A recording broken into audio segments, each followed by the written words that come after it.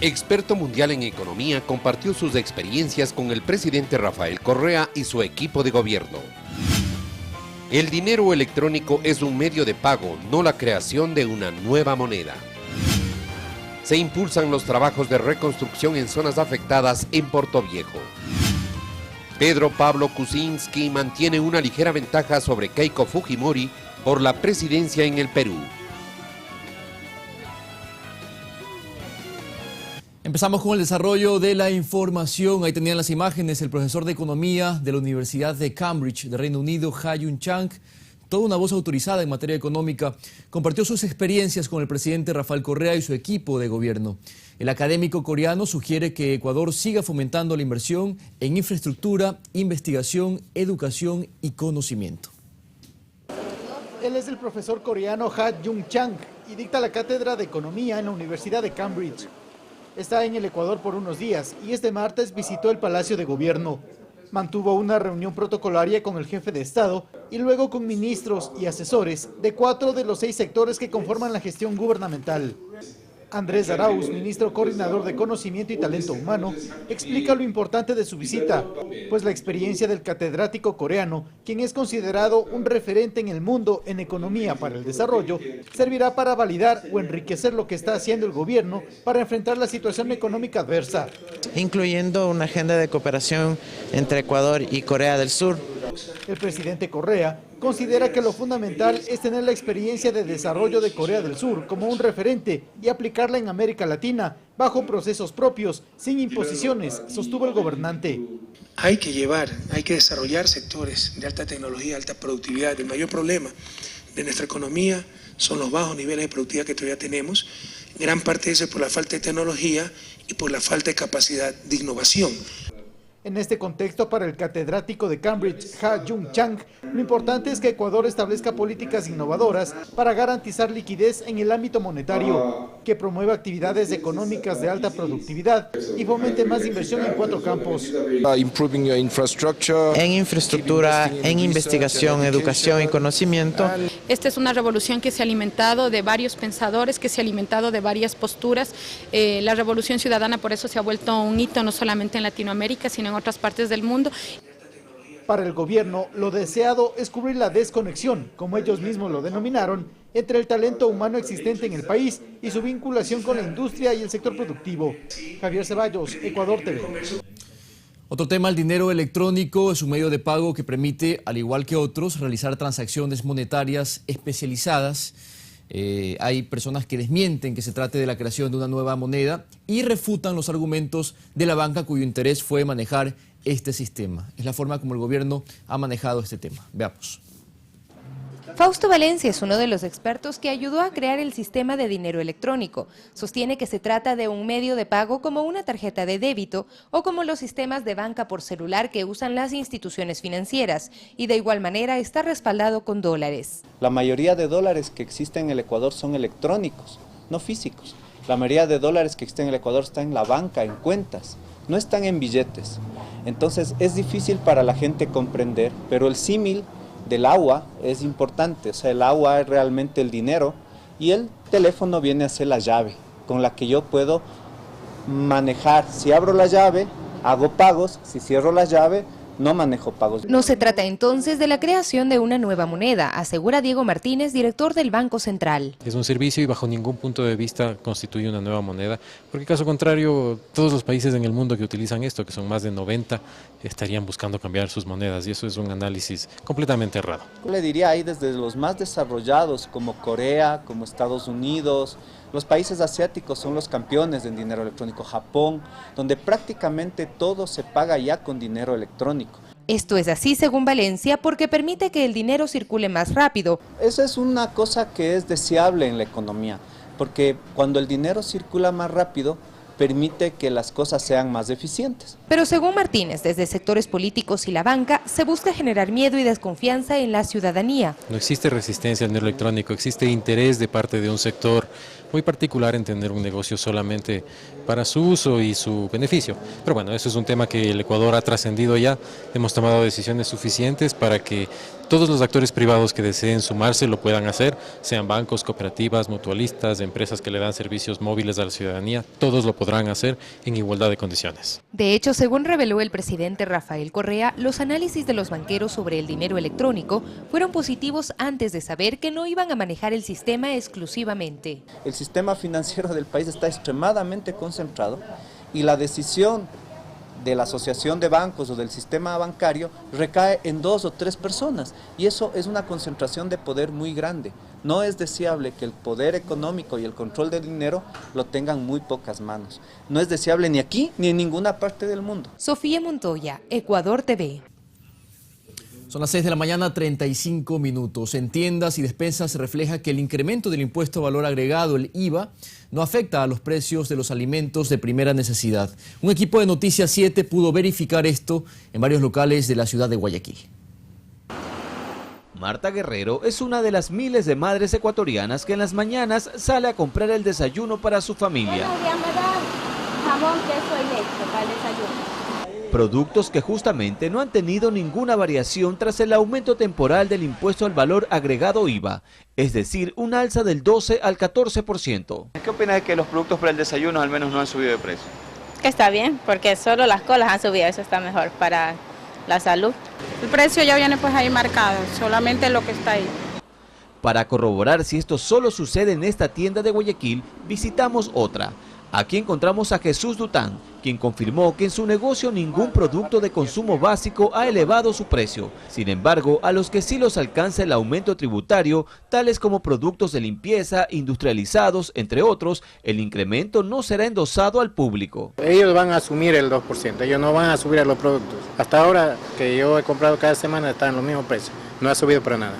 Donde también se registra respeto a la ley tributaria es en los comedores y locales de venta de alimentos. Así lo comentan Luis Altos y Ana Luisa Guairacaja, comerciantes del norte y sur del puerto principal. A nosotros no nos están afectando en nada de lo que es de IVA, todo eso. ¿La yuca, el pescado, eso ha subido? No, eso se mantiene al mismo precio, eso no ha subido para nada. ¿Y qué dicen los comensales? Que está bien, que no le suba antes porque después se va. El aumento porcentual del IVA nació con la Ley de Solidaridad y Corresponsabilidad Ciudadana a favor de las víctimas y damnificados del terremoto.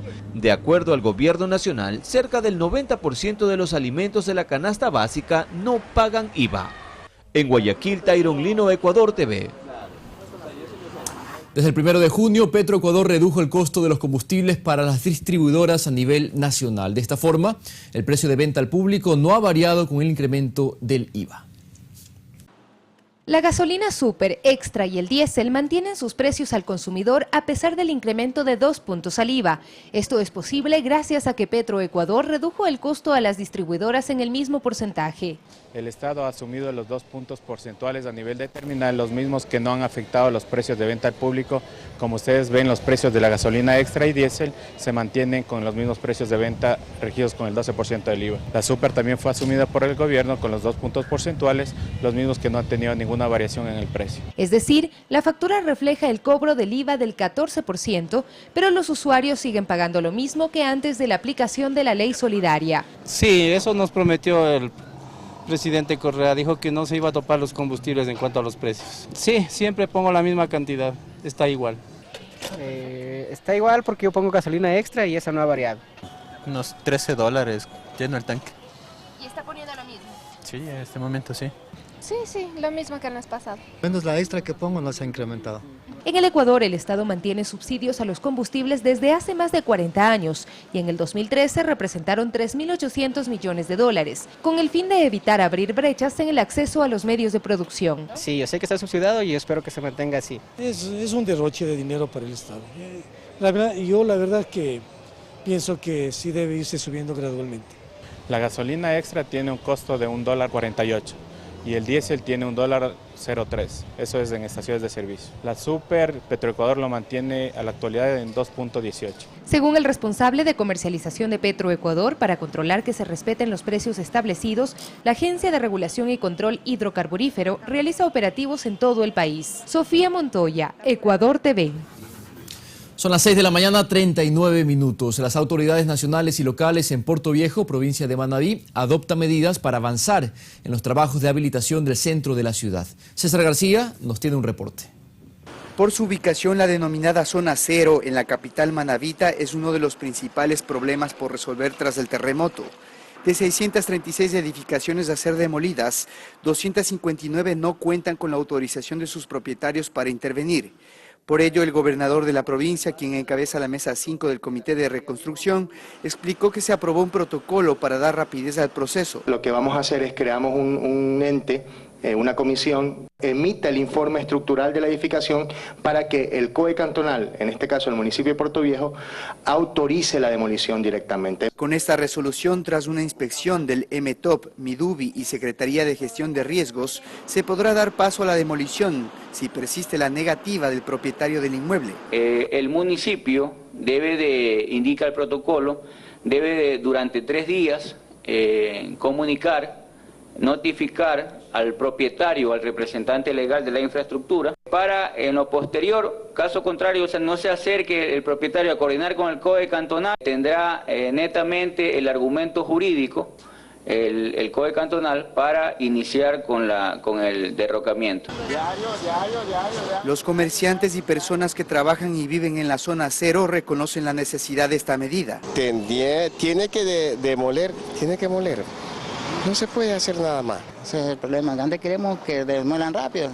Si el municipio, si los dueños no quieren demoler, que el municipio sea que haga rápido la más posibilidad de demoler eso, porque lo está perjudicando. Muchos abogados, por ejemplo, tienen sus oficinas en este lugar e impulsan que los trabajos se aceleren. Ese sería un mecanismo de que se comience a reabrir el centro y mejore la circulación de los vehículos. 122 edificios ya han sido derrocados y como prioridad se busca habilitar avenidas primordiales para evacuar el tráfico del sector. Con cámaras de Luis Chiliquinga y José Luis Rodríguez, César García, Ecuador TV. A propósito de esto, el Comité de Reconstrucción recoge los distintos proyectos presentados por los municipios en las zonas afectadas por el terremoto. El gobierno financiará las obras prioritarias como vialidad, saneamiento y agua potable y otras relacionadas con el bienestar ciudadano.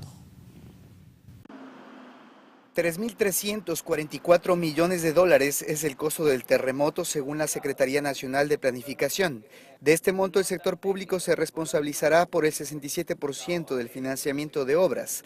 En este sentido, el Comité de Reconstrucción se encarga de recoger las necesidades derivadas desde los distintos municipios para dar una respuesta de acuerdo a su importancia. En el caso de GATS, como el de Santa Ana, a 20 kilómetros de Puerto Viejo, atender emergencias como la del puente de ingreso a esta población son urgentes. Y son 2 pedidos en el tema que el Ministerio de Obras Públicas, por ser una vía estatal y hay un área estratégica con Pasabanda, intervenga en la reconstrucción del puente y en el paso lateral. Una parte de la infraestructura colapsó tras el terremoto y constituye un elemento vial de la red estatal que une Puerto Viejo, Santa Ana, Olmedo con Guayaquil.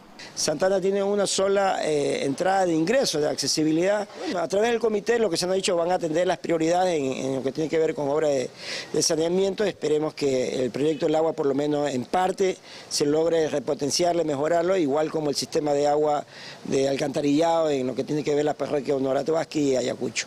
Quienes a diario usan esta arteria vial describen su utilidad.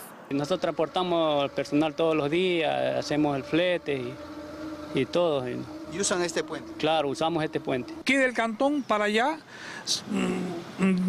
productos de todo, o sea, de toda clase de productos va hacia Guayaquil, ¿no? Entonces, yo pienso que esto es importantísimo. Los alcaldes presentaron proyectos como este al vicepresidente Jorge Glass, quien encabeza el Comité de Reconstrucción, y según este técnico del Ministerio de Obras Públicas, se evalúa la ejecución de obras según su importancia. Las prioridades vienen y responden a lo que es el eje vial, en este caso estatal, ¿verdad? Las redes que nos mantienen comunicados entre cantones a nivel de la provincia, ¿sí? Y asimismo los componentes que están dentro de la red vial se toman como prioritarias.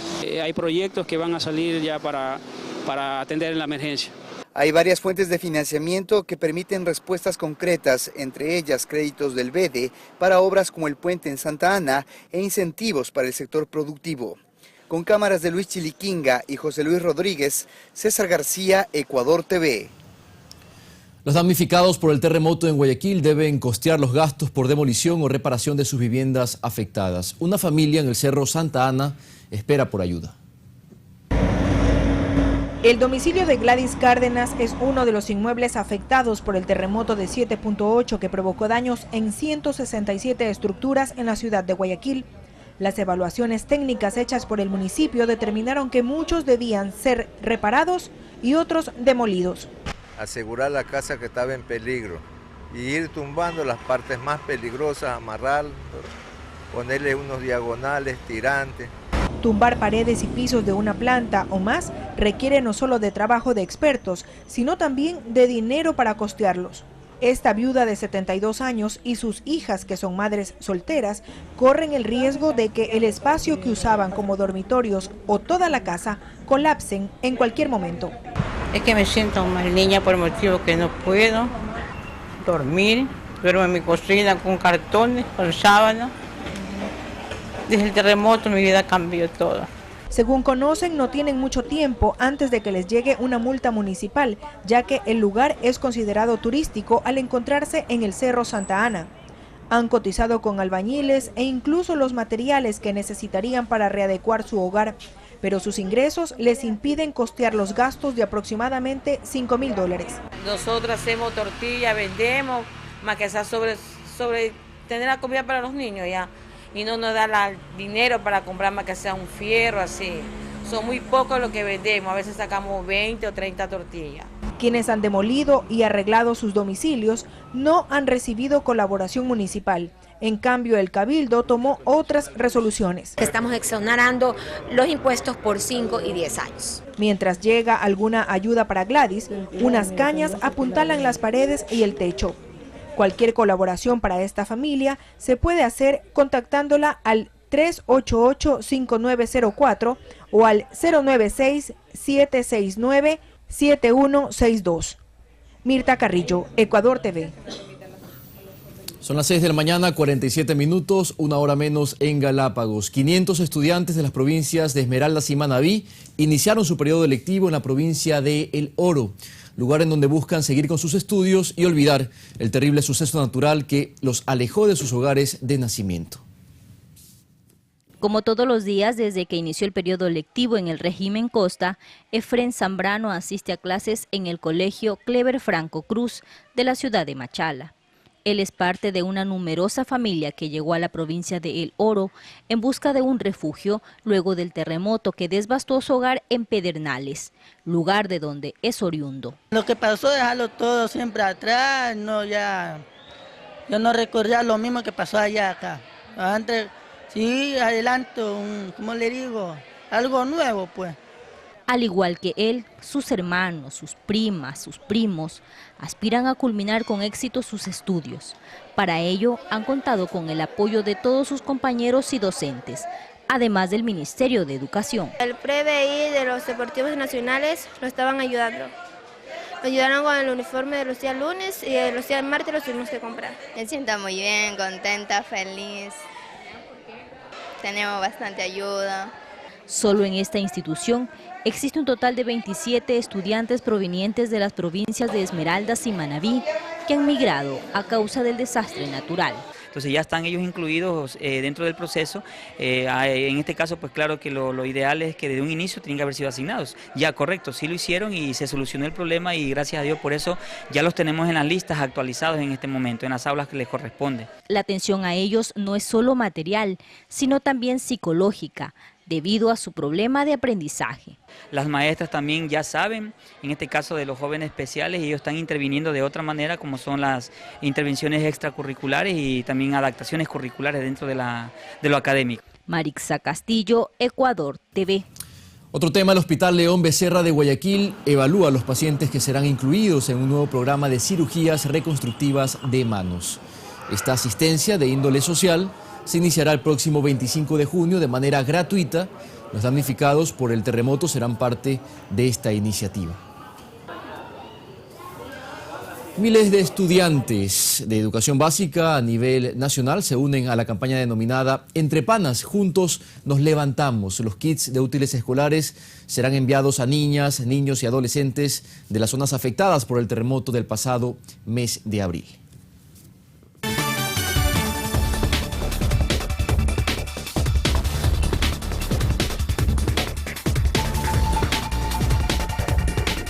Hablemos de Perú en materia internacional. Ese Perú dividido. Pedro Pablo Kuczynski mantiene una ligera ventaja sobre Keiko Fujimori. Si este candidato se convierte en el nuevo presidente, se enfrentará a una mayoría fujimorista en el Congreso. Esto le obligaría a tender puentes entre el PPK, el partido que representa, y otros partidos políticos. Veamos.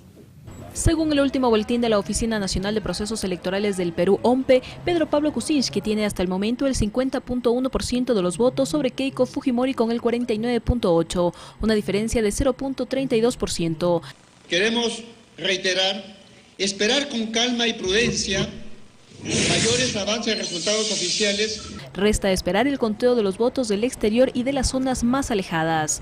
Con esta leve superioridad, uno de sus vicepresidentes, Martín Vizcarra, ya habla del inicio de un nuevo gobierno al mando del PPK. Tenemos la obligación de poner el Perú y los peruanos por delante, y para eso nos exige ahora pasar las elecciones un esfuerzo de concertación.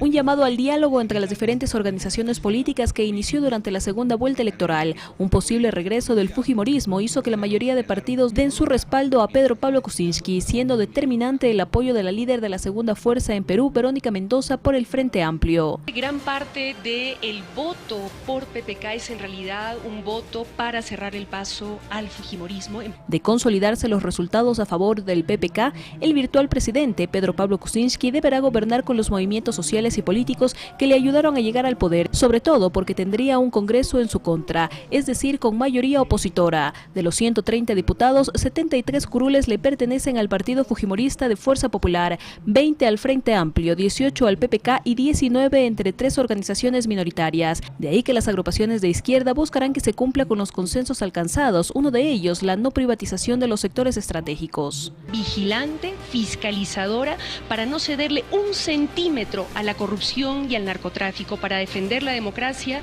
El nuevo parlamento debería ser liderado por el congresista más votado. Sin embargo, Kenji Fujimori, quien obtuvo el mayor respaldo popular, anunció en su cuenta de Twitter que no aceptaría el cargo. El Congreso tiene atribuciones de aprobar y rechazar leyes en apoyo de grupos políticos, definir competencias de los poderes del Estado, modificar la Constitución y designar a funcionarios como el Defensor del Pueblo, Banco Central y magistrados del Tribunal Constitucional. Fanny Lara, Ecuador TV.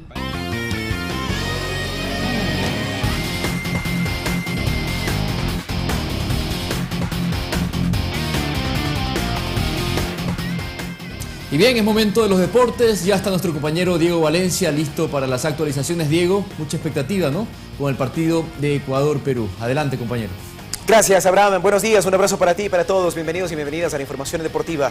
Y lo que dice Abraham es cierto, mucha expectativa, sobre todo por lo que ha dicho el técnico Quinteros terminado el partido frente a la selección de Brasil. El segundo partido de esta primera fase termina siendo la más importante, buscando la clasificación a la siguiente ronda de la Copa América Centenario. Y para informarnos más acerca de lo que ha sucedido estas horas, tanto con la selección ecuatoriana como con la selección de Perú, está listo David Lucero, quien ha preparado un informe, un reportaje acerca de lo que ha ocurrido, tanto en el aspecto deportivo como de la concentración y el ambiente que se vive tanto en la selección ecuatoriana como en la selección del RIMAC. Adelante con este informe entonces.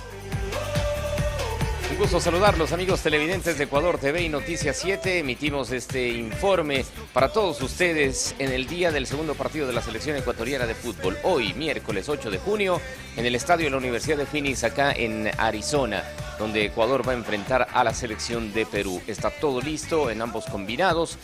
Vamos a ver qué decisión toma finalmente el técnico de la selección, Gustavo Quinteros, mientras compartimos con ustedes imágenes de lo que fue el reconocimiento de campo de la selección ecuatoriana de fútbol. Un espacio de 35 minutos aproximadamente que tuvo la posibilidad la selección nacional de pisar la cancha, a pesar de que ya un día antes había entrenado en este mismo escenario, pero con la opción de que nuevamente la selección ecuatoriana de fútbol cumpla con su último entrenamiento. Les mencionaba el tema de cuál sería la formación, qué modificaciones se darían en la nómina tricolor. Pues el técnico Gustavo Quinteros ayer dejó entrever de que mantendría el mismo equipo titular que jugó contra la selección de Brasil. Es decir, se mantendría Esteban Dreher en el arco y también Arturo Mina en el bloque defensivo. Con eso terminaría de armarse la alineación con Dreher, Paredes, Achillier, Mina y Ayoví. En la mitad de la cancha, Cristian Noboa con Carlos Grueso, Luis Antonio Valencia, Jefferson Montero y en ataque, Miller Bolaños con Ener Valencia. Esto es lo que aparentemente pondría la selección ecuatoriana de fútbol y lo confirmaremos en el transcurso de las próximas horas si hay alguna modificación en el onceno titular. Les invito a ver precisamente un extracto y parte de lo que fueron las declaraciones del técnico de la selección ecuatoriana, Gustavo Quinteros. Perder no nos sirve, pero ganar y empatar nos sirve. Así que vamos a intentar jugar para ganar, sin arriesgar demasiado, siendo un equipo equilibrado en todas las líneas. El discurso es el repetir la mayoría de las cosas que hemos hecho en el partido anterior, la mayoría. Solamente debemos adelantar un poquitito más las líneas o tratar de recuperar un poquito más adelantado el balón para tener menos trayecto del lugar donde recuperamos hacia el arco rival y estar un poquitito más precisos en las contras, ¿no? Nosotros trabajamos mucho en contragolpe desde mitad y 3/4 de cancha. Entonces nosotros contra Brasil recuperábamos por ahí un poco, demasiado cerca de nuestra área la pelota y nos quedaba demasiado lejos del arco rival. Perdimos precisión en la contra, esperemos recuperarla. Primero esperemos recuperar la pelota lo antes posible y más cerca del arco rival para tener mayor precisión y poder llegar con más continuidad en ataque, ¿no? Así que hay que confiar, hay que trabajarlo. Hoy nos vamos a trabajar un poquito el tema de la definición, de las salidas, del funcionamiento ofensivo, ¿no? Posteriormente llegó la selección de Perú, que también tuvo espacio para pisar la cancha. Los jugadores del equipo peruano, a propósito, han manifestado que se han sentido muy expuestos ante la prensa de su propio país y también la prensa internacional. Es por ello que al final del entrenamiento, cuando estaba planificada y programada una zona mixta, los jugadores pasaron, pero ninguno quiso dar declaraciones. Quien sí lo hizo fue Ricardo Gareca, acompañado de un jugador, pero vamos a ver justamente las declaraciones del técnico de la selección de Perú, que hoy intentará ante Ecuador asegurar la clasificación después de lo que fue la primera victoria en esta Copa América Centenario ante Haití el fin de semana. Gareca aquí en el equipo y tenemos todas sus declaraciones en base al partido de esta noche. Lo más importante para nosotros es tener la convicción de saber el potencial que tenemos, la convicción del juego, de lo que podamos demostrar dentro del campo de juego, ¿no? Después sabemos que los partidos hay que jugarlos y los partidos se demuestran dentro del campo de juego. Lo que nosotros tenemos que hacer es demostrarlo dentro del campo de juego. Después tiene que ver más con lo externo que con lo interno, especialmente para nosotros, ¿no? Todos los partidos tienen su importancia y bueno, o sea, respecto a eso trataremos de dar lo mejor que esté como hacemos habitualmente en cada partido y para sacar este partido adelante, ¿no? Después veremos, Dios mediante, en qué situación nos agarra post partido, ¿no? Con esto estamos cerrando, amigos televidentes, este primer informe que emitimos para todos ustedes, llevando ya la camiseta de nuestra selección, augurando todos una buena presentación del equipo tricolor, cosas que seguramente el técnico habrá corregido en relación al partido ante la selección de Brasil, a sabiendas de que hoy hay un compromiso muy fuerte y especial a la vez para la selección ecuatoriana, tratando de acercarse al objetivo de la clasificación. De ganarle a Perú estaríamos con 4 puntos y a la espera de lo que será el último partido ante la selección de Haití, que como sabemos y se lo comenta mucho acá, es un rival que puede vencer la selección ecuatoriana de fútbol sin desmerecer lo que también el equipo de Haití pueda presentar en la última fecha. Nos reencontramos más adelante porque tendremos otras novedades para compartirlas con ustedes aquí en Noticias 7 de Ecuador TV. Bien, muchísimas gracias a David Lucero desde los Estados Unidos. Vamos ahora con información acerca de las estadísticas de lo que guarda, al menos en la previa, el historial de enfrentamientos entre Ecuador y la selección peruana. Un tanto más de equilibrio, a diferencia de lo que avisorábamos entre Brasil y Ecuador en una situación parecida en la previa de aquel encuentro. Si bien es cierto, tan solo un partido ha ganado la selección de Ecuador frente a la de Perú en el marco de la Copa América, hacemos un repaso del historial de enfrentamientos, de los choques entre Ecuador y Perú. La historia de enfrentamientos de la selección nacional frente a su similar de Perú guarda mayor equilibrio. Ecuador ha ganado en 15 ocasiones, empató 14 y perdió 19 veces. La última ocasión que estos dos equipos se vieron las caras por Copa América. Ecuador se impuso 2-1 en la versión uruguaya de 1995, un 13 de julio. En los encuentros por Copa América, Ecuador ha superado a Perú solo una vez, mientras que se registran 2 empates y 8 victorias peruanas. La selección del RIMAC ha ganado las versiones de 1939 y 1975 del torneo ecuménico. El último choque entre Ecuador y Perú se dio en el Estadio Nacional de Lima, cuando los locales superaron a sus vecinos del norte por 1-0, con gol conseguido por Claudio Pizarro, buscando un cupo para el Mundial 2014, un 13 de junio del 2013. Todavía recordamos aquel choque por eliminatorias sudamericanas, previo a lo que fue la Copa del Mundo del 2014. Pero también juega Brasil frente a la selección de Haití, a propósito del Grupo B de esta Copa América Centenario. Ambos buscan un espacio en la siguiente ronda de este evento de selecciones. Brasil, un tanto desdibujado frente a la selección ecuatoriana, va sin novedades para los choques frente a los haitianos. Mientras tanto, la selección invitada para esta Copa América Centenario, también sin novedades, va con las motivaciones luego del primer resultado. Las selecciones de Brasil y Haití jugarán este miércoles por la segunda fecha del Grupo B de la Copa América Centenario. El partido se disputará a las 18:30 de Ecuador en el estadio Citrus Bowl de Orlando, Florida. Los dirigidos por Dunga necesitan demostrar una nueva imagen luego del empate contra Ecuador. Na seleção não é fácil, né? Esta selección no es fácil, tiene muchos jugadores de calidad. El llamado para presentarse es muy bueno. Eso se valoriza mucho por el trabajo que se tiene que cumplir. La selección de Haití viene de perder 0-1 con Perú. Si bien los haitianos tuvieron el empate en la última jugada del partido, la oportunidad fue errada por Belfort. Los campeones de la Copa América en el 2007 deben alcanzar la victoria para continuar con opciones de avanzar a cuartos de final, donde no llegaron en las 2 últimas ediciones, Argentina 2011 y Chile 2015. Ambas selecciones se han enfrentado una sola vez y fue en partido amistoso el 18 de agosto de 2004.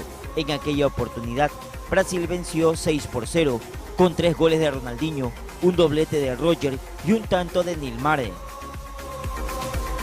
Vamos a seguir con información aquí y ahora en Noticias 7 de Ecuador TV. Repasemos lo que ocurrió el lunes anterior, y esto un poquito cambiando de tema, porque también a propósito de la para del campeonato se prepara un partido amistoso entre el Deportivo Quito y Barcelona Sporting Club. De esto nos habla en la siguiente nota Soledad Rodríguez. El 15 de junio, las hinchadas de Barcelona y Deportivo Quito tendrán una cita en el Estadio Olímpico Atahualpa, a propósito de la celebración de una nueva noche amarilla por el aniversario del ídolo del astillero. En lo deportivo y en lo económico. Primero, también fortalecer las relaciones entre dirigentes, que eso debemos tener en mente nosotros, ¿no? Los jugadores en la cancha van a defender a cada una de las instituciones. Estamos seguros de que la gente nos va a apoyar de lado y lado, y sí, nos ayuda en la parte económica y en la parte deportiva también nos ayuda a plasmar la idea de Sixto Bisuete. Los clubes que realizarán esta alianza en miras al mutuo beneficio deportivo y económico, además llegarían a un acuerdo por la cesión de varios jugadores juveniles de Barcelona para que militen con los Chuyas durante esta temporada. Queremos darle la oportunidad a jugadores nuestros de la cantera para que ganen minutos si es el caso, ¿no? Extraoficialmente se pudo conocer que por el partido, Barcelona recibiría el 85% del valor total de la taquilla, mientras que la publicidad sería repartida equitativamente para el compromiso. Los derechos publicitarios son de Deportivo Quito sobre el estadio. Dado este partido y este compromiso, pues hemos dejado a un lado eso y hemos quedado en un 50% de la publicidad. La organización determinó que los valores de las entradas para dicho encuentro estén valoradas así: general $10, tribuna 20 y palco $30. En otras disciplinas, el Ministerio del Deporte prepara desde el 8 de junio hasta el próximo 12 de junio el primer Open Internacional de Paraatletismo. A continuación nos enteramos más detalles por parte del Ministro del Deporte, Javier Enderica, y también por parte de uno de nuestros representantes ecuatorianos. El primer evento clasificatorio para Juegos Paralímpicos. Eso no se había realizado en ninguna instancia en el país. Y con eso estamos dando pautas de que estamos realizando un trabajo en equipo. Esto no es solo el Ministerio del Deporte, esto es Ministerio de Deportes, Comité Paralímpico, son las federaciones con discapacidad, es la gobernación, es una serie de instituciones que estamos apoyando para que nuestros atletas vayan fortaleciendo. Para desenvolvernos en nuestra disciplina, que es en 5000, y vamos a hacer una muy buena participación. Esperamos clasificar ahí también. Ya tenemos la marca A en el 1500 y esperamos una muy buena participación de nuestros compañeros. La ciudad de Guaranda será la sede de este Open Internacional de Paratletismo, buscando los rubros, las cifras, los tiempos necesarios para que nuestros atletas puedan estar presentes en los Juegos Paralímpicos 2016, que es la versión de discapacidades en el deporte de los Juegos Olímpicos de Río de Janeiro. Con eso nos despedimos, pero momentáneamente, prometemos volver más adelante. Abraham, buenos días.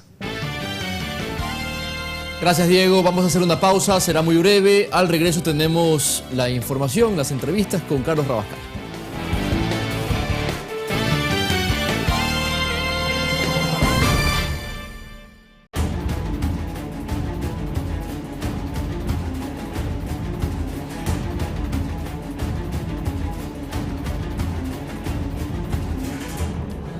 Bienvenidos amigos televidentes a Pensamiento Crítico, pero antes de nuevo un agradecimiento muy particular a ustedes amigos televidentes por la sintonía del día de ayer. De nuevo Pulso Político fue tendencia en temas tan importantes como el debatir entre autoridades económicas y el sector empresarial sobre los desafíos de la reactivación económica. Más adelante también estaremos hablando en Pulso Político sobre el tema de economía popular y solidaria, tema de empleo con debates de los trabajadores, etcétera. Así que hay mucha tela por cortar en este año, pero el día de hoy en Pensamiento Crítico tenemos la presencia del doctor Javier Casar, abogado de la Superintendencia de Bancos, para continuar con el análisis del tema de la sentencia de la jueza en relación a una supuesta venta fallida en cuanto a las acciones de Teleamazonas. Así que le damos la bienvenida a Javier Casar. Javier Casar, algo que dijo ayer el gerente general de Teleamazonas, Sebastián Corral, es que ellos no son parte del juicio y que nunca los han involucrado en el tema. Sin embargo, se los estaría perjudicando con esa sentencia, porque a lo largo del tema son ellos los que se han endeudado o han puesto la parte proporcional del dinero en efectivo que han pagado. Y esto él lo puso como principal argumento y llamaría la atención más allá que Pedro Solínez, en ese entonces superintendente de bancos, habla que se declare la nulidad absoluta causada por objeto y causas ilícitas de los contratos de fideicomisos. Y si estamos hablando de causas ilícitas, estamos hablando de transgresiones de la ley. Es decir, si esto es una simulación, tanto la simula quien permite la simulación como quien accede a la simulación. ¿Por qué no son parte del juicio entonces tanto Sebastián Corral y los demás accionistas que hoy tienen participación? Muy buenos días, muchas gracias. Es importante esta oportunidad para aclarar ciertos temas de la ciudadanía y evidenciar por qué los compradores de las acciones no fueron demandados. Es lo más importante, el punto principal de lo que usted me acaba de referir. Nosotros en la demanda desde el principio, en el año 2013, cuando comenzó este proceso, dijimos, y en eso me voy a permitir leer con su venia. Por favor. Dice asimismo, sobre la base de lo preceptuado en la Constitución, artículos 169 y 23 del Código Orgánico de la Función Judicial, cuéntese en este proceso con todas las personas que compraron acciones de la compañía Cratel y Teleamazonas Guayaquil y que suscribieron los respectivos contratos de encargo fiduciario, prenda ordinaria de comercio, a más del de compraventa. Esto con el fin de respetar las garantías del debido proceso y para que puedan ejercer su derecho a la defensa como posibles terceros perjudicados, los que serán notificados de la siguiente forma, y la lista es grande. Parémonos ahí, como posible terceros perjudicados. Porque puede haber personas de buena fe. Nosotros no fuimos tras la nulidad de los contratos de compraventa, encargo y prenda, porque no sabíamos cuál era la condición de cada persona con el fideicomiso. Entonces no se podía poner a todos en el mismo saco. No podíamos, lo que teníamos nosotros que hacer, y toda la demanda, que es amplia, habla respecto de la nulidad o de la simulación de los contratos de fideicomiso. ¿Quiénes lo hacen? Constituyente y beneficiario, a la larga son los mismos en los contratos de fideicomiso, y las fiduciarias. Arman toda una estructura jurídica de tal manera que establecen cuáles son las instrucciones del fideicomiso para que procedan a la venta a personas que el constituyente determine. Entonces, vamos por parte. Entonces, este proceso, cuya sentencia tengo aquí, lo único que está pidiendo es la nulidad de estos contratos. De los fideicomisos. Me refiero a los contratos de fideicomiso. Es decir, eso es punto uno. Punto dos, si dentro de este proceso se comprueba, dentro del debido proceso, irregularidades, podría dar, o asuntos ilícitos, en términos de haber forjado un instrumento lícito como es un fideicomiso, se podría iniciar otro proceso legal a aquellos que se prestaron a voluntad y a conciencia para generar este acto ilícito. Si fueron de mala fe. De mala fe, ese es el escenario. Analizar eso porque, ¿qué dice la sentencia? En la última línea, se deja a salvo el derecho de terceros perjudicados de buena fe, compradores de las acciones, para que hagan valer sus derechos de los que se crean asistidos en legal y debida forma. Hay varios derechos que están dentro de todo de esta estructura jurídica. No hablo de forjar contratos. La simulación es muy claro, hay que estar muy claros, implica una divergencia entre lo que realmente se ha querido, la intención oculta, y lo que se aparenta. ¿Qué se aparentó? Que se hizo público el contrato de fideicomiso, los contratos de compraventa, de encargo fiduciario, de prenda ordinaria de comercio sobre las acciones, las instrucciones que se dan por parte de los constituyentes al fideicomiso para que actúe de tal o cual forma. Aquí tengo una serie de instrucciones que se han dado donde inclusive se evidencia la intención de que solamente las acciones se vendan, por ejemplo, solo dentro del ámbito de los trabajadores de Teleamazonas. Es uno de los tantos indicios que hay dentro del proceso que determinó al juez o a la jueza concluir o presumir la existencia de una simulación y por tanto declarar la nulidad de los fideicomisos. Pero vamos por parte, doctor Casar. ¿Qué problema hay que se venda a los trabajadores de Teleamazonas si hay también canales incautados que han vendido a sus propios trabajadores acciones como TC y Gama? Sino las condiciones como se dieron. Si en los contratos de fideicomiso dice que el rato de que una persona, como una obligación especial, deja de ser trabajador, está el hecho de que tiene que devolver o dejar la acción. Si nosotros vemos en la lista de accionistas que comenzó en el 2010 con la del 2015, en la lista que está dentro de la etapa de prueba en el juicio, vemos que no existe una persona adicional. Todos han ido disminuyéndose y han ido incrementándose otros dentro del mismo grupo. Nunca se vendieron a personas ajenas. No había esa facultad. El único que podía controlar, calificar y admitir o señalar la persona que puede comprar la acción era el constituyente del fideicomiso. Pero ayer Sebastián Corral, en la entrevista que tuve la oportunidad de hacerle aquí en este estudio donde usted está sentado, doctor Casar, dijo que básicamente es una persona la que se ha desvinculado. No, desvinculado del canal. O sea, que ha vendido las acciones. No, para nada. En eso sí hay una serie de personas que han vendido las acciones. ¿Cuántas personas? Aproximadamente hablamos de que ahora tenemos como 75, de 140 y pico, hablamos como de 135 personas. Realmente establece. Algo así, sí. Entonces la cantidad de personas que se han desvinculado realmente es alta. No puedo decir si todas salieron del medio de comunicación, no puedo decir si todas renunciaron, pero sí hubo la oportunidad también, puesta en el contrato de fideicomiso, puesta en los contratos de compraventa, encargo y prenda, de desvincularse de la acción, la facilidad de devolver la acción con una cláusula que permite la resiliación del contrato, es decir, dejamos sin efecto todo, me devuelves la acción, te devuelvo la plata y vendemos a una tercera persona. Esa tercera persona, Sebastián Corral, es quien más ha incrementado su patrimonio accionario en Teleamazonas desde esa época. Una o dos personas más han comprado, pero muy poco, pero Sebastián Corral ha comprado la mayoría de las acciones. Es por eso que, si no me equivoco, él hablaba de una sola persona que dejó el canal, pero que tiene todavía su acción, que fue uno de los testigos dentro del juicio. Si vemos el testimonio de esta persona en el proceso, se va a demostrar que él dice que él siempre quiso desvincularse de la acción, devolver la acción, que buscó a Sebastián Corral para devolverla, pero ya no le acogieron la acción. Entonces él dice, como una forma de desprenderme de la acción, renuncié al canal.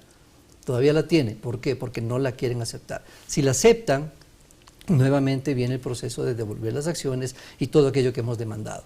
Es decir, a ver, quiero entender bien. Si el día de mañana alguien se separa de Teleamazonas, tiene que devolver la acción. ¿No la puede vender por decisión y voluntad propia a un tercero? Y ese es otro indicio más dentro del proceso que se juzgó, porque dice que cuando una persona, el comprador de la acción, sea trabajador o no, quiere vender su acción, tiene que comunicar al fideicomiso, obvio. El fideicomiso comunica al constituyente. Los constituyentes, en el caso de Teleamazonas Guayaquil, por ejemplo, la esposa y los hijos de Fidelegas Grijalva, tienen que aprobar la persona a quien tienen que vender. Dice, en caso de que el comprador no pueda comprar, el vendedor no pueda comprar nuevamente su acción o recibir nuevamente su acción, él escogerá la persona a quien tiene que venderse la acción. ¿Dónde está el dominio de la acción? ¿Dónde está la facilidad o la facultad legal que establece la ley de compañías para yo tener la libre disponibilidad de mi acción? No existe. Tengo que esperar que un tercero sea quien apruebe. Ahora, ¿esas acciones están registradas en el libro de accionistas a nombre de los nuevos accionistas? Sí, están registradas. Es decir, sí hubo transferencia. Sí hubo transferencia. Lo que no hubo es el perfeccionamiento de la transferencia. Porque yo tengo una serie de cláusulas que viabilizan la devolución de la acción al final, a los constituyentes del fideicomiso, al fideicomiso. Pero vamos por parte para entender. A ver, si hubo la transferencia del dominio de las acciones, ¿verdad? De la titularidad de las acciones, y está registrado en el libro de acciones y accionistas, son ellos entonces, esos nuevos accionistas, los que debieron haber participado en la Junta General de Accionistas para la toma de decisiones. Pero de todas formas, la cantidad de cláusulas, a ver, yo creo que ir un poquito más atrás porque es importante. ¿Qué se juzga en la simulación? Juzgamos la intencionalidad, la intención oculta detrás de todo esto y cómo se fueron armando los contratos, fideicomiso, compraventa, encargo y prenda. De qué manera yo soy realmente el titular de los derechos en el 100% de la calidad de accionista. Si yo puedo ir a una junta general, puedo votar. De todas formas, tengo todo el camino trazado para que en algún momento, en cualquier momento, me ejecuten la acción. Por ejemplo, en algún momento yo vi que exhibieron aquí mismo una lista de los accionistas deudores, ¿verdad? Es esta lista. Todos están vencidos. ¿Todos están vencidos? Todos están vencidos. ¿Nos referimos a los trabajadores? Y también a los amigos, como Fidelegas mismo lo calificó en su momento, que vendió un grupo de amigos, e inclusive le aparece el Grupo La República como vencido. Sebastián Correa Bustamante, el Grupo La República y la mayoría de trabajadores actuales. Esto se exhibió a finales del año 2015, del año pasado, en noviembre, en una diligencia probatoria en el proceso. De ahí hasta acá pudo haber cambiado algo, pero en este momento, en la etapa de prueba, conforme se juzgó, todos estaban vencidos. ¿Estaban liberadas las acciones? No. Escuché en la entrevista de ayer que por qué no se liberan las acciones en el porcentaje que están pagadas. Y Sebastián Corral dijo que eso no es lo que dice el contrato. Totalmente falso. Los contratos de compraventa, de encargo y de prenda, todos viabilizan o disponen que conforme se vaya pagando la acción, tiene que ser liberada proporcionalmente. O sea, es un mandato expreso. Es un acuerdo entre las dos partes, fideicomiso y comprador. Dice, tiene que devolver. Hoy por hoy, se han pagado el 10% de la entrada. Hay que liberar ese 10%. Con el préstamo del Banco El Pichincha, que viabilizó todo esto. El comprador puede ir donde el fideicomiso, señor, por escrito, dice así, por escrito expresamente, devuelvan o entrégueme mi porcentaje pagado de acciones. Y libéreme la prenda respecto de eso porque me está devolviendo. O sea, ya la parte pagué. proporcional. Pero ahora, vamos a lo siguiente. Aquí usted perdóneme, aquí usted me ha mostrado una lista de accionistas que recibieron crédito del Banco El Pichincha, supongo, que todos están vencidos. Sí. Pero si ellos recibieron crédito del Banco Pichincha, pagaron la cuota inicial con ese crédito y hasta el 2023, si no me equivoco, tenían que pagar con cargo a las utilidades de Teleamazonas, etcétera, etcétera. Si todo esto está vencido, dependiendo cuáles sean las condiciones del contrato de fideicomiso y prenda, esto debió haber salido a remate. O por lo menos iniciar el procedimiento de cobranza. Okay. Actualmente sé que están notificando la fiduciaria a todos, señor, pague. Pero el contrato establece que una vez que se haya vencido 2 o más cuotas y están en esa etapa, pueden darse 2 eventos. El uno, ejecución de la garantía, la prenda ordinaria. Hay un contrato de prenda que dice para garantizar el pago. En caso de que usted incumpla, yo ejecuto la garantía. Pero la ejecución de la prenda sería vía remate, vía o subasta. En principio tendría que ser vía una cobranza. Primero han puesto una cláusula arbitral en todos los contratos, tiene que ser un arbitraje, determinar eso en un laudo arbitral, que primero cuesta mucha plata entrar en una cámara y a eso se sometieron trabajadores que sin menospreciar a nadie, también hay camarógrafos, hay mucha gente cuyo sueldo no es lo suficiente como para estar pagando todo lo que tienen que pagar por las acciones, y determinar que hay la deuda, que se ordene el pago, se ejecuta la garantía, ¿a dónde va la acción? Regresa al fideicomiso. La otra, hay un procedimiento convencional de enajenación en el contrato de encargo fiduciario, que dice que en caso de deuda, puede el fideicomiso pedir que se le haga una dación en pago con las acciones. ¿A dónde regresa la acción? Al fideicomiso. Todo está establecido de esa manera. No hemos dicho que las formalidades legales con las que se hicieron son ilegales. Lo que hemos nosotros demostrado en el proceso es que la intención oculta, por eso es tal cantidad de condiciones jurídicas, es para que las acciones retornen. Pero cuando regresa al fideicomiso, no estamos hablando de haber constituido un patrimonio autónomo para proteger esas acciones y que el fideicomiso sea quien venda. ¿Cuál es el problema ahí? Pero es un patrimonio autónomo, pero es un encargo al fideicomiso. Es un cargo fiduciario. Es un encargo, es un fideicomiso mercantil. Usted coja, reciba, administre mis acciones y venda a quien yo diga. O sea, entonces no pierdo mis derechos fiduciarios. No, las obligaciones y derechos fiduciarios del constituyente, que son los mismos beneficiarios, están intactos. Yo recibo el dinero, si es que hay acciones todavía en el fideicomiso, cuando se acabe el contrato, me devuelve las acciones, pero nada de eso se va a hacer. No se van a ejecutar las garantías, no pueden. ¿Por qué? Retorna la acción al fideicomiso y demuestran lo que nosotros hemos demandado, que no se cumplió la Constitución, que no hubo la desinversión y que todo esto fue armado de tal manera para mantener el control del medio de comunicación social. Las instrucciones en el fideicomiso y en el contrato establecen de que el fideicomiso debe actuar en las juntas generales, que el fideicomiso inclusive estará a lo que dispongan en el tema de las convocatorias de las juntas generales. Sebastián Corral dice, pero nunca han intervenido. No es el tema si intervinieron o no, no es lo que pasó o no, es la intención con la que se hizo todo esto para mantener el control. Un préstamo más de 10 años, condiciones para limitar la libre disponibilidad de la acción, que no la pueden vender, la posibilidad de resiliar el contrato, regresar las acciones, todo está establecido de esa manera. El Banco de Pichincha, según las declaraciones del testigo, en una tarde estableció el crédito para todos, sin garantía, solamente con el descuento del sueldo. Entonces, todo eso da una esfera en la cual se mueve para demostrar la simulación de la venta. A ver, pero vamos también a otro punto. A ver, Fidel Egas constituye, o la familia Egas constituye el fideicomiso para entregar las acciones para la venta. Hasta ahí estamos bien, ¿verdad? Sí. Ok, vale. Es decir, si es que se ha vendido, a lo que habría que, si ha habido una simulación, había que probar la simulación, pero otros pudieron haber actuado de buena fe y comprar, ¿verdad? Vamos al tema. O sea, la familia Egas debería entonces registrar contablemente esos derechos financieros en sus estados financieros. Los derechos fiduciarios. Los derechos fiduciarios dentro de los estados financieros. En el caso de Teleamazonas, Guayaquil, por ejemplo, es directamente establecido quién lo constituye. Bernardita Calero, Fidel Esteban Egas Sosa, Juan Pablo Egas Sosa. Ellos deberían registrar sus derechos fiduciarios. ¿Y eso es lo que comprueba todavía que mantienen la titularidad? Pero no es la titularidad, se transfiere la acción, pero todas las condiciones están dadas para que o se cobra por el dinero de la venta, que es legal, eso no se puede negar, pero para que en algún momento puedan ser ejecutados y retornar las acciones acá. Las condiciones del fideicomiso está para que ellos puedan, en su momento, puedan intervenir en las juntas generales directamente a través del fideicomiso. Por eso digo, en la simulación no se dejan pruebas evidentes, pruebas plenas. En la simulación tenemos que unir una serie de indicios con prueba semiplena para poder llegar al juez a la sana crítica y que llegue a la conclusión de que se presume una simulación. Es la única forma de poder, al menos para un tercero ajeno al contrato de simulación, porque no tenemos nosotros los documentos, hemos pedido que se exhiban, no se han exhibido. Las pruebas que presentaron las partes demandadas fueron insuficientes, por eso es que la jueza determinó lo que determinó, la nulidad de los contratos de fideicomiso. ¿Cuál es la consecuencia en caso que esto se ratifique en segunda instancia y, si no me equivoco, tiene que ir también a casación, se ratifique esta nulidad? ¿Cuáles son las consecuencias? ¿Tan solo la nulidad del contrato de los contratos de fideicomiso o hay alguna otra consecuencia? Sí, según la ley, todo retorna al estado anterior, cuando se declare una nulidad.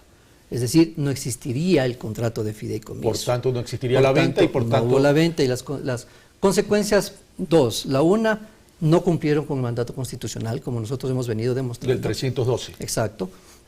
Y por ende, la Superintendencia de Bancos tiene la facultad de poder aplicar las normas que establecen las resoluciones de la Junta Bancaria y Superintendencia de Bancos. La una. Dos, la jueza ha dispuesto que en 90 días se venda públicamente. ¿Qué es lo que se buscó en esta demanda? No era perjudicar a nadie, era transparentar un proceso que estaba viciado de una simulación. Vendan transparentemente en una subasta pública. Eso dice la jueza. Si no lo hacen, la Superintendencia de Bancos intervendrá. Si es que la norma, mejor dicho, la norma de la Superintendencia de Bancos, la resolución también dice que el superintendente puede comunicar, Superintendencia de Compañías o las entidades competentes, para que en el ámbito de su competencia, valga la redundancia, actúen Es decir, las consecuencias son posteriores dependiendo de lo que salga en la sentencia. Puede ser modificada también, puede ser cambiada en la Corte Provincial. Estamos todavía para eso. Ahora, Sebastián Corral también dijo, y con esto termino, se involucra al Banco El Pichincha, cuando el Banco El Pichincha nunca fue accionista. No, el tema acá es cómo participan, quiénes fueron los actores o quiénes participaron en todo en esta estructura jurídica para llegar a la venta de las acciones. En primer lugar, y para insistir, deslindo a los trabajadores. Ellos son, presumimos, de buena fe, la buena fe se presume, la mala fe tendrá que ser probada, pero ellos tienen toda la facultad de intervenir en el proceso. Nunca se les lesionó el derecho a su defensa. Tal es así, y antes de contestar su pregunta, que por ejemplo, este es uno de las tantas personas, compradores de acciones, que entró al proceso judicial. Presentó su escrito, no, persona ajena, presentó su escrito, presentó sus pruebas y dijo: yo soy comprador de buena fe.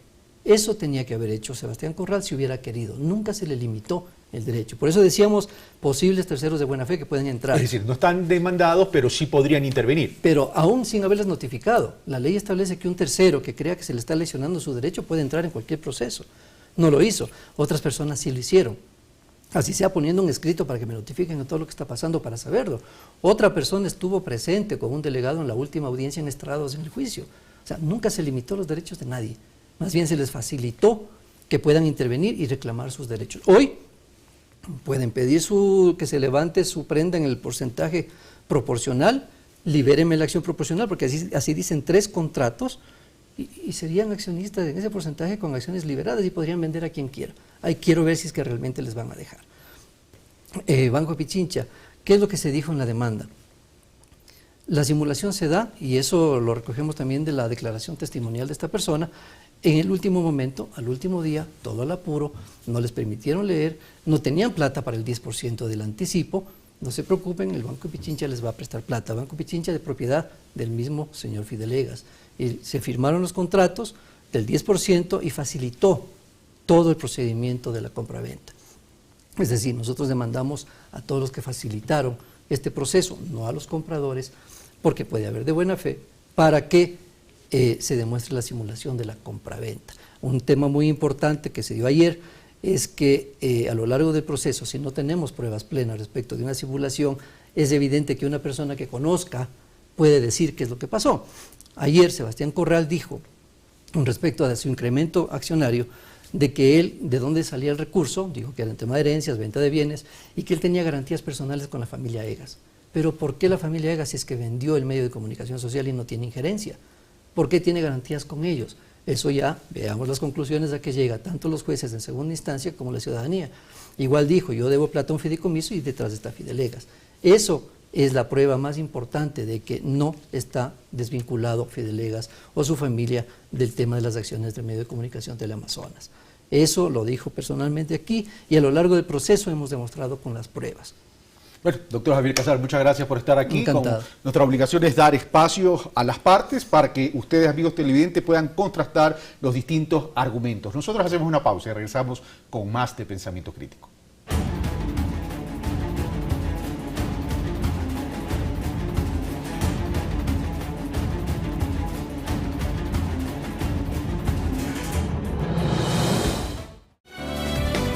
Más noticias en Ecuador TV. ¿Cómo están? Seguimos informando. Son las 6 de la mañana, 33 minutos en Galápagos, 7 de la mañana, 33 en territorio continental. Empezamos con titulares.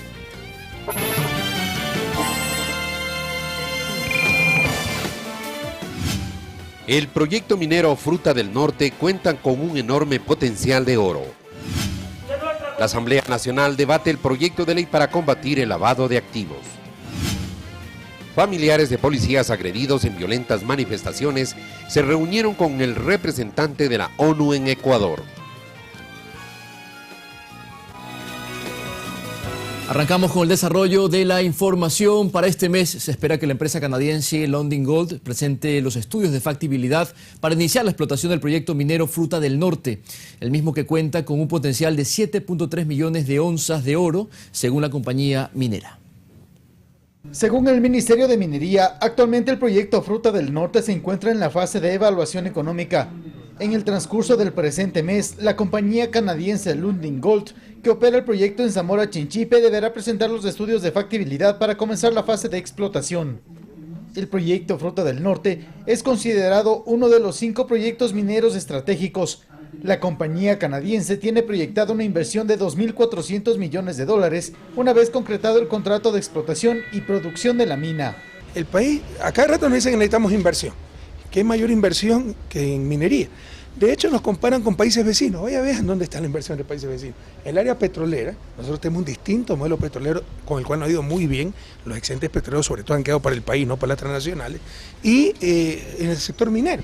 De acuerdo a datos de la empresa Lundin Gold, el potencial geológico de este proyecto es de 7.3 millones de onzas de oro y 9.7 millones de onzas de plata.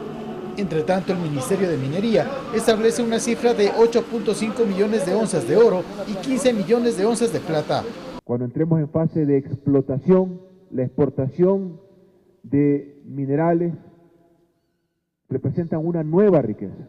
La compañía que operará el proyecto pagará al gobierno regalías equivalentes al 15% de las ganancias netas y hará una repartición de 65 millones de dólares por concepto de regalías anticipadas de 2 años para la inversión en proyectos de desarrollo de la zona donde se ejecutará la explotación y producción del yacimiento de oro. Javier Ceballos, Ecuador TV. Otro tema, el Pleno de la Asamblea Nacional desarrolló el segundo debate del proyecto de ley para combatir el lavado de activos. Se prevé que la votación se realice el próximo jueves. El informe para segundo debate del proyecto de ley económica de prevención, detección y erradicación del delito de lavado de activos y del delito financiero fue aprobado por unanimidad en la Comisión de Régimen Económico y fue un legislador de oposición quien se encargó de resaltar su importancia. Que lo que trata es de fortalecer los controles para evitar la evasión y la elusión de impuestos. Virgilio Hernández, ponente del proyecto de ley, especificó cuáles son los objetivos que persigue esta normativa. Prevenir, detectar, erradicar el lavado de activos y la financiación de delitos en sus diferentes modalidades. La Unidad de Análisis Financiero y Económico sustituirá a la antigua UAF y dejará de pertenecer a la Presidencia de la República para pasar a formar parte del Ministerio Coordinador de la Política Económica. Que la UAF sea la instancia sancionadora en primera instancia. Luis Fernando Torres cuestionó la inclusión de varios agentes económicos en la lista de obligados a reportar sus movimientos ante la UAFE. Yo no entiendo por qué se incluye dentro de los obligados a reportar a las agencias de turismo, a los que venden antigüedades. Beto Benchica aseguró que esta ley no busca violentar la intimidad de las personas, pero sí evitar que se cometan actos irregulares y que se cumpla con la ley. Detectar la asociación para ejecutar actividades financieras ilegítimas, eso pretende la ley. Una vez recogidas las observaciones de los legisladores que intervinieron en el debate, estas serán analizadas por el presidente de la comisión, quien ha solicitado que la votación se haga efectiva en la sesión del próximo jueves. Alexis Moncayo, Ecuador TV. La CIA en Ecuador es un trabajo de investigación que presenta la cadena Telesur. Este programa se convirtió en motivo de análisis para algunos legisladores, tanto de oposición como del oficialismo. Veamos. Para la legisladora y comunicadora María Augusta Cade, la investigación de Telesur revela lo siguiente. Un entramado de relaciones entre periodistas políticos y gente de la Central de Inteligencia Americana dirigiendo una campaña de descrédito del gobierno de la Revolución Ciudadana. Miguel Carvajal, también de las filas del oficialismo, asegura que los estados, y más aún los considerados hegemónicos, buscan las formas de intervenir en el escenario internacional. Las partes visibles de los estados siempre están. Las partes invisibles del poder de los estados es de suponer que también están. Carvajal recuerda que la intromisión de la CIA en la región no es un secreto, algo en lo que concuerda Osvaldo Larriba, legislador independiente por la provincia de La Suay. Estos organismos que siempre han tratado de manejar gobiernos, regímenes, sobre todo en Latinoamérica. Cade hace hincapié en el aspecto relacionado con el financiamiento internacional a medios y periodistas locales. Hay periodistas que reciben un sueldo de la Central de Inteligencia Americana y que hay medios de comunicación digitales que son financiados directamente. Mientras Carvajal cree que la cooperación cooperación internacional no debería ser satanizada. Lo que nosotros hemos cuestionado siempre es que haya fondos de cooperación internacional que se usan con fines políticos. De su parte, el asambleísta de oposición Ramiro Aguilar resta importancia a la investigación del medio regional Telesur. Que yo sepa, la CIA no publica un padrón de sus amigos o de sus colaboradores o de sus agentes en el mundo. En año preelectoral, este viene a convertirse en un ingrediente más para encender el ambiente político. Alexis Moncayo, Ecuador TV. Otro tema: agredidos en diversas manifestaciones violentas, se reunieron con Diego Zorrilla, coordinador residente de la Organización de las Naciones Unidas de la ONU en Ecuador. El propósito de este encuentro fue solicitar justicia y el respeto a los derechos humanos. Ana Cuenca y Rosa Suárez, esposas de policías que resultaron heridos en diferentes protestas de la oposición, exigieron se actúe con justicia ante el representante de Naciones Unidas, Diego Zorrilla, durante una reunión reservada. Acción que tomaron tras los recientes reclamos de miembros del pueblo saraguro por la condena de 4 años de prisión a 2 personas que participaron en las marchas de agosto de 2015. No visibilizar solo el un lado, el no ver que pobrecitos los detenidos, que pobrecitos a las personas que simplemente se atreven a decir es que yo estuve parado ahí y me detuvieron. No es así, es simplemente el ver que el policía también es ciudadano, el policía también tiene derechos. Rosa Suárez recordó cómo su esposo fue agredido por habitantes de Saraguro el pasado 14 de agosto. Mi esposo estaba igual trabajando y como sufrió golpes en la rodilla, le tuvieron que operar. Él está operado, ya va a ser 1 año y todavía tiene molestias que iba a recibir otra operación más. Otro caso es el del policía Jaime Revilla, quien fue retenido y amenazado de muerte por indígenas del pueblo saraguro, cuando cumplía sus tareas de precautelar la seguridad ciudadana. Uno intentó ahorcarme y me golpearon. En el momento que me metieron al piso, chocó mi cabeza contra el piso, yo fingí estar desmayado y me seguían pateando, me comenzaron a meter agua con ají por los ojos, por la boca para que reaccione, pero yo no reaccionaba. Ana explica que el pedido de su asociación es por justicia para todos los uniformados que en diversas protestas fueron violentados. No nos podemos ir a una fecha específica, porque en todas y cada una de las manifestaciones que se ha podido decir y que se ha dicho que son manifestaciones pacíficas, no han sido manifestaciones pacíficas, porque en cada una de ellas hemos visto 2, 3, 4, 5 policías que han sido agredidos físicamente. Finalmente indicó que la reunión fue productiva y que mantendrán contacto con las autoridades de Naciones Unidas. Olga Velasco, Ecuador TV. Son las 7 de la mañana, 42 minutos. La justicia estadounidense falló a favor de la petrolera Chevron Texaco, con lo que se obliga a Ecuador a pagar 96 millones de dólares. Esto por una supuesta violación al Tratado Bilateral de Protección de Inversiones. La Corte Suprema de Justicia de los Estados Unidos negó la petición presentada por el Estado ecuatoriano para que se revise la sentencia emitida en agosto de 2015 por la Corte de Apelaciones del Distrito de Columbia, en la que se dispone el pago de una indemnización de 96 millones de dólares a la petrolera estadounidense Chevron Texaco, dentro del caso conocido como Chevron 2.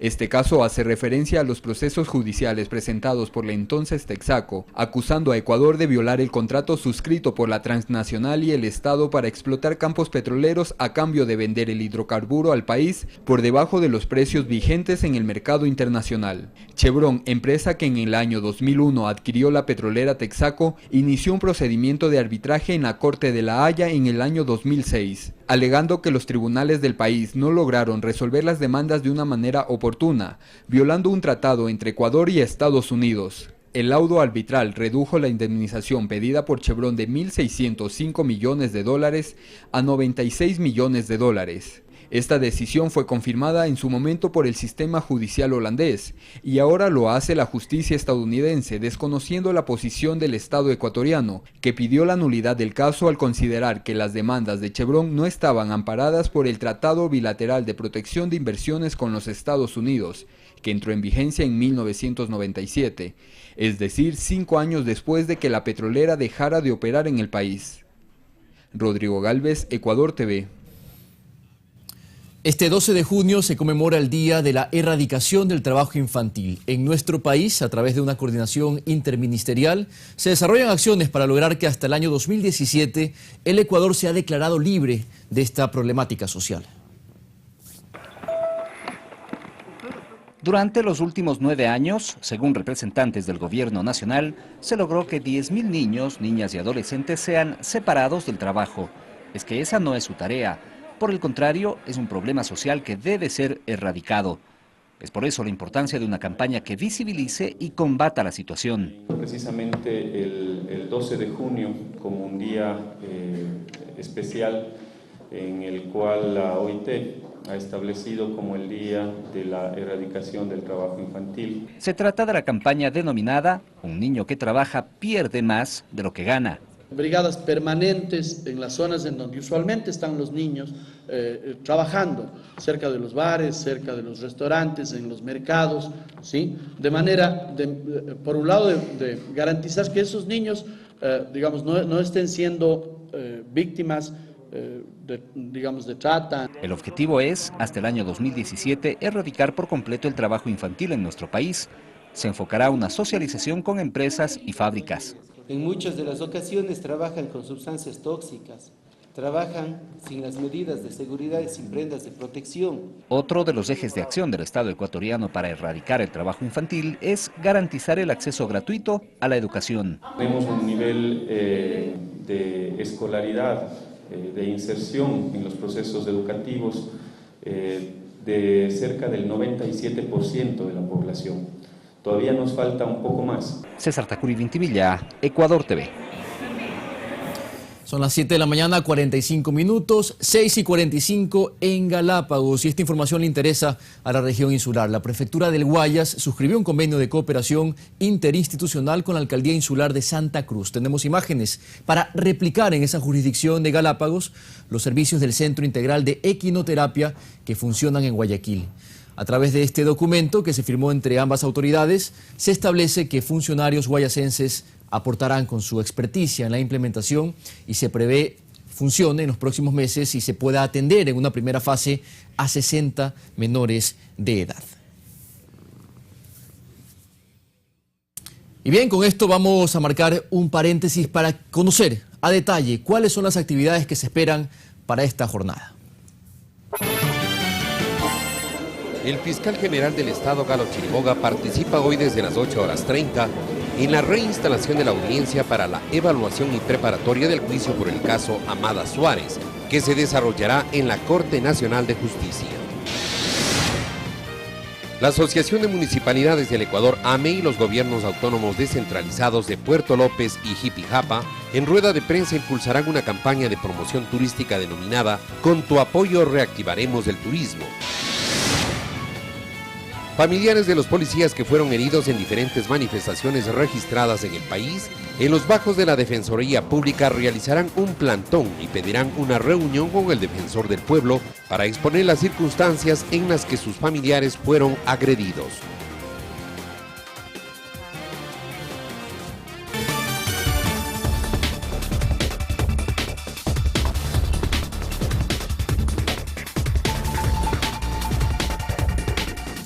Noticias fuera de nuestras fronteras. Atención, la Fiscalía de Brasil envió al Tribunal Supremo de Justicia la solicitud de prisión contra el presidente del Senado, Renan Calheiros, además del senador y exministro Romero Jucá y del titular de la Cámara de Diputados, Eduardo Cunha, todos del partido del Movimiento Democrático Brasileño del presidente interino Michel Temer. Ahí lo tienen.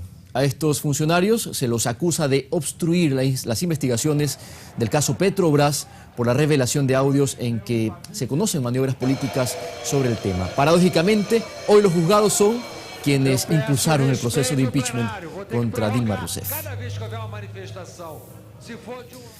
Y violentos enfrentamientos se registraron entre la policía y miles de personas que salieron a las calles de Caracas, en Venezuela, para llegar hasta el Consejo Nacional Electoral y exigir el aval de las firmas para el referendo revocatorio del mandato del presidente Nicolás Maduro. Sin embargo, este organismo explicó que aún no tiene listo el cronograma para el inicio de un segundo proceso de verificación de las rúbricas. Hillary Clinton se convierte en la virtual candidata del Partido Demócrata para las elecciones en Estados Unidos. Además, la Guardia Italiana rescató a 223 migrantes en el mar Mediterráneo. Más en el siguiente resumen. En las elecciones primarias en el último supermartes, los ganadores son Hillary Clinton y Donald Trump. Tras los primeros resultados, ambos aspirantes pronunciaron discursos en los que se atacaron el uno al otro. Clinton consiguió las victorias en Nueva Jersey, Nuevo México y Dakota del Sur. De su parte, Sanders logró triunfar en Dakota del Norte y Montana. Un tornado arrasó con árboles en Hamburgo, Alemania, dejando varios vehículos dañados y carreteras bloqueadas. Los trabajadores de emergencia comenzaron a limpiar los escombros y acordonaron las zonas donde los árboles cayeron. Las autoridades aún no tienen un balance total de los daños. Un buque guardacostas italiano llegó al puerto siciliano de Posalio con 223 migrantes y refugiados a bordo. El grupo está compuesto por 170 hombres, 24 mujeres y 29 niños procedentes de Somalia, Sudán, Egipto y Siria, y fueron rescatados en el mar de acuerdo a la información de la Guardia Costera italiana.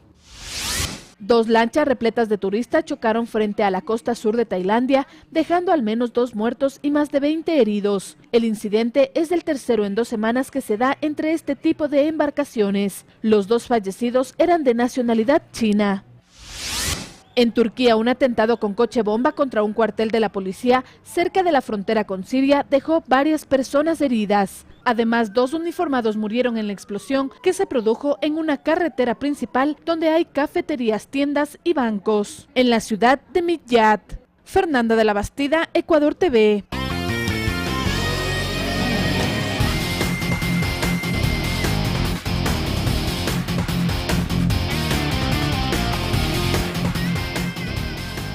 Y vamos con los deportes. Nuevamente sigue corriendo la cuenta regresiva para el encuentro que todos esperamos. Y pululan los pronósticos, Diego. No sé cuál sea el tuyo, el mío es 3-1.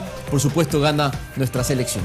No me la juego en dar un pronóstico, Abraham, pero te cuento una estadística no tan buena para la selección ecuatoriana. Porque cada vez que dirigió Wilmar Roldán, me refiero al árbitro colombiano, a la selección peruana, la selección de Perú nunca perdió.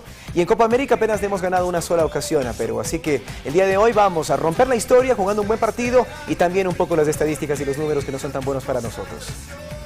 Vamos con información de David Lucero desde los Estados Unidos a propósito de este tema, a propósito del partido de esta noche, de Ecuador frente a la selección de Perú. El partido más importante para el técnico Gustavo Quinteros, para el equipo de todos y seguramente para toda la afición de los 3 al menos de esta primera fase de la Copa América Centenario.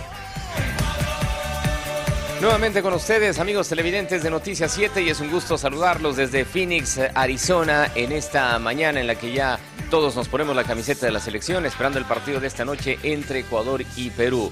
Ha quedado todo listo en ambos planteles y quiero invitarles a ver de inmediato lo que fue la zona mixta, aparte de las declaraciones de varios integrantes de la selección ecuatoriana, confiando en un buen rendimiento a sabiendas de que el fin de semana ante la selección de Brasil, el sábado anterior concretamente, ya Ecuador demostró cosas muy interesantes en cuanto a su producción de juego, la producción ofensiva, el buen toque de pelota desde la mitad de la cancha, se han corregido varios errores que también anotó el técnico Gustavo Quinteros y ahora los integrantes de la selección se enfocan en el partido de esta noche con la gran opción de derrotar a la selección de Perú. Esto nos dijeron. Hemos trabajado estos 2 días, tenemos que estar bien, tranquilos, saber que es el partido más importante de la zona de grupo y creo que tenemos que hacer lo que venimos haciendo, que es lo que nos llevó a sacar un buen resultado y sobre todo un buen juego. Tenemos que ganar, es simple, nos sirven 2 resultados, ganar o empatar. Porque bueno, la tercera Perú iría con Brasil. Muy confiado de eso también, de que el equipo puede ganar este partido contra Perú.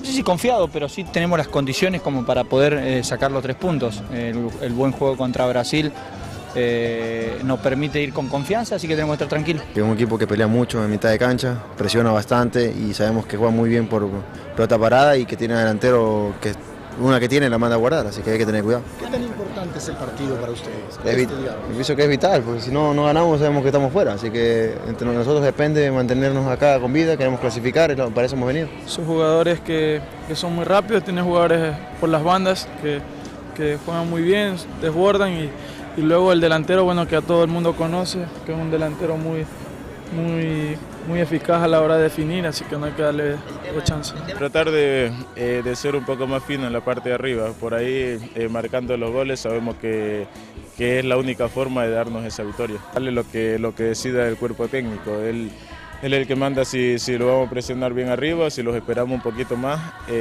bueno, pero después cuando estemos ahí en el campo de juego nosotros somos los que mandamos y se va a ver, de seguro se va a ver un buen partido más.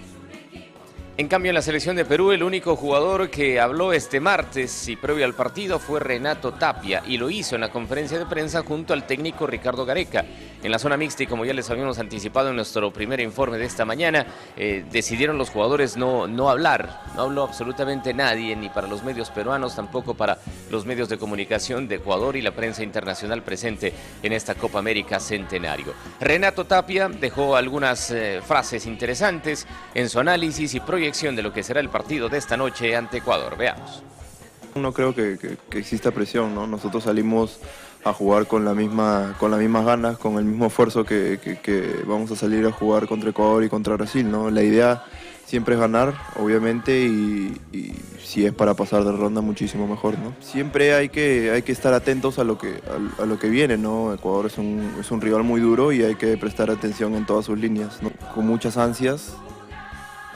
Yo quiero ganar, y si clasificamos y tenemos la posibilidad de estar más tranquilos para el último partido, creo que sería mejor, ¿no?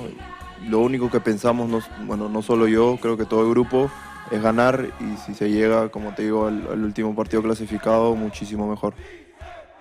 Y para cerrar este informe, tenemos a continuación el diálogo con un colega de la prensa peruana, César Vivar, periodista de la cadena Ovación, con quien proyectamos de alguna manera lo que será el partido de esta noche. El análisis de cómo llega a Perú esta nueva generación de futbolistas que ha convocado el técnico Ricardo Gareca, que espera también sean un aporte en el proceso clasificatorio a Rusia 2018. Presentamos entonces parte de este diálogo que tuvimos con nuestro colega de la prensa peruana.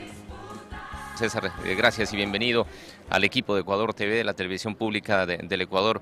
Tu percepción del partido de mañana entre las selecciones de Ecuador y Perú. Un saludo para todo Ecuador primero. Bueno, es un partido muy complicado para la selección peruana. Yo preferiría que este partido sea ya el de eliminatoria de septiembre. Pero bueno, es Copa América Centenario. Perú no jugó bien frente a Haití, sin embargo sacó los 3 puntos. Pero luego en el partido entre Ecuador y Brasil ocurrió el peor resultado, ¿no? Que fue el empate. Yo hubiera preferido que gane Ecuador o que gane Brasil. De hecho, creo que les metieron un poquito la mano al bolsillo con ese gol que no convalidaron. Y para Perú va a ser muy complicado, sobre todo porque para clasificar la selección peruana tiene que ganar un partido. Quiero decir, sumar 3 puntos o frente a Ecuador o frente a Brasil. Así que pensando en eso y con este equipo joven que trajo Ricardo Gareca, la tenemos creo que muy complicada. Esto es fútbol, todo puede pasar, y seguramente para eso está trabajando Ricardo Gareca en este poquito tiempo de recuperación que tiene con el equipo. ¿Quién crees tendrá la presión?